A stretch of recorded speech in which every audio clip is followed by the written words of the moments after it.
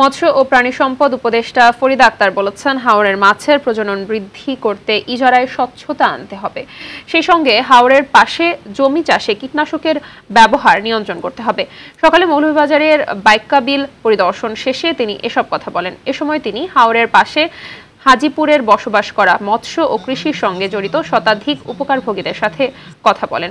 এ সময় মৎস্য ও প্রাণী মন্ত্রণালয়ের যুগ্ম সচিব ডক্টর আবু নাঈম মোহাম্মদ আব্দুস সবুর, মৎস্য অধিশাখার যুগ্ম সচিব শাহিনা ফেরদৌসী সহ সংশ্লিষ্টরা উপস্থিত ছিলেন।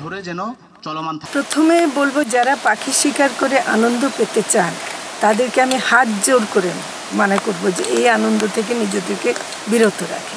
কিছু পাখি শিকার করে কী লাভ তাদের, তো সেটা আমরা করবো। এটার আইনি কিছু ব্যাপার আছে যেটা মৎস্য প্রাণী সম্পদ মন্ত্রণালয়ের হাতে নাই, এটা হয়তো বন মন্ত্রণালয় করতে পারবে।